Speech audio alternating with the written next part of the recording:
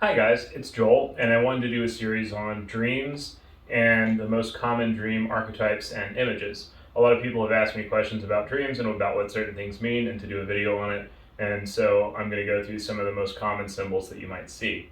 Now, what a dream is when your ego's kind of turned off, and I'm not a huge fan of dream analysis just for dream analysis' sake, but where they get interesting to me is when you're on the edge of a change, when you know that things are about to be different, but you don't quite know what or how. And that's when your brain kind of starts to dig into that deep unconscious to say, I don't know what the future looks like. I want to find out what the future is going to be like. I want to try and figure out what to do, but I don't know that. So I'm going to dig into the deep unconscious and kind of break my past experiences and mix them and make metaphors and collages in order to try and understand the future. So a lot of times people bring up like a reoccurring dream that's happened for a long time.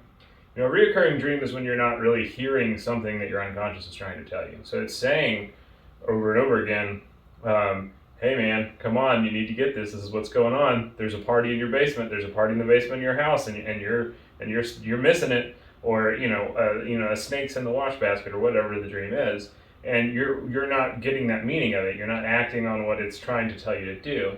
And so one of the things that's kind of interesting that happens in therapy all the time is that when somebody brings in a reoccurring dream, of course we don't always get it right at first, but we kind of chew on it for a while. And when you really figure out what it means in a way where you're satisfied and you kind of understand the implications for your life, the recurring dream will stop because you've heard it and it doesn't need to tell you that anymore. So one of the oldest images in dreams, that the most common one that comes up a whole lot of the time, is a house. A house is almost always going to be your life. This kind of construction that you're building that is maybe in progress, things come into it, things come out of it. There's a lot of things that we kind of associate a house with the way that we live and the way that we are alive and our life. And so when you have a dream like that, you keep, stumbling downstairs and realizing that there's a party in your basement. That something like that is maybe telling you that there's this whole thing going on in your life that maybe you're missing. One of the most common ways that a house comes up is that you'll have a dream like that there's a whole room or a whole new area that you didn't know was there. That a lot of times has to do with self-discovery, that you're realizing that in your life you have this potentiality to become this other thing. That there's a huge pond full of just glittering, gorgeous fish in your basement, or that there's a whole Victorian wing to the house. That's something that you have never known was a part of your life and development, but now it's possible, now it's there. Another one of the most common images that you see is a car. A lot of times a car is our sense of control, right? So the way that a car will usually come up is that we don't have brakes, that it's just we're driving, and then we need to stop for some reason, and then, oh my gosh, I can't.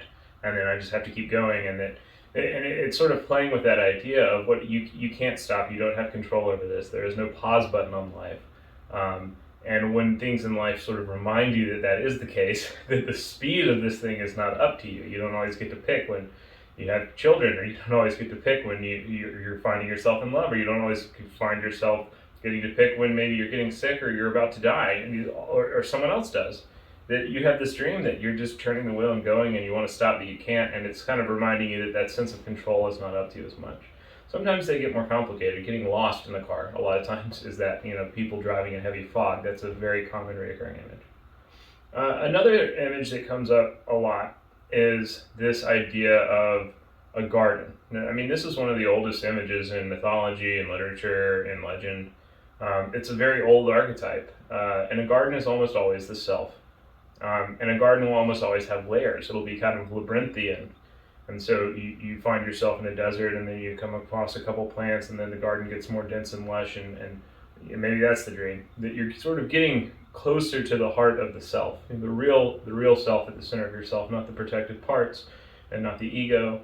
And that usually will be what a garden is. Sometimes there's something in a garden that shouldn't be there. There's graffiti, or there's dead plants, dead animals, or there's some kind of irreverence, and that's kind of telling you that there's something that's impairing yourself. The image could mean a lot of things, but these are common things that come up, and a lot of times a garden is the self.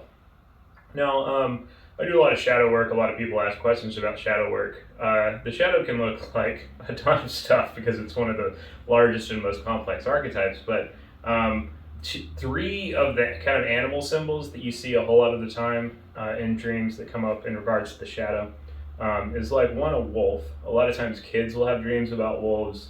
I mean, adults will too, but you see that one earlier. That there's a wolf in the shadows, or that the shadow turns into the shape of a wolf, or that there's just this blackness and that there's things in it, you know? And when the shadow shows up that way, a lot of times it's this very old kind of primordial fear of like, there's this big yawning maw of chaos and unpredictability and life, and it's going to attack me and hurt me, and there's these big fierce creature out there. I can't see it, but I know it's in the woods, or I know it's chasing me, or I know it's under my bed, and it's going to come get me. And it's this very very real understanding of like, this isn't a safe place. Maybe other people think it is in the dream, but it isn't. Something's going to get me, and it's a very kind of old fear. Another way that the shadow shows up quite a bit is a snake.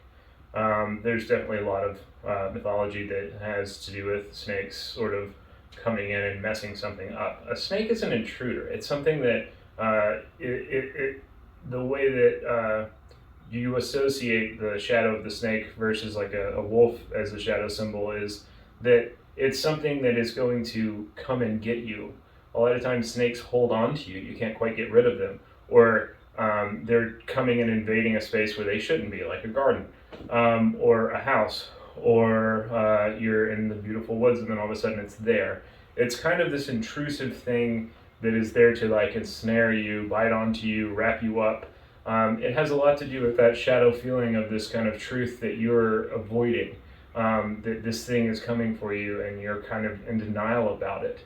The snake a lot of times is caught up in that kind of complex pattern of denial, like that we think that we're going to be okay or we can get away from something, and then all of a sudden we're in its coils, or it's attached to us, or it's invading some kind of space. The third and last symbol that comes up a ton is the third kind of animal way that the shadow shows up is the spider. I don't know if anyone's ever seen Ingmar Bergman's Spider trilogy. There's really good set of movies that he made.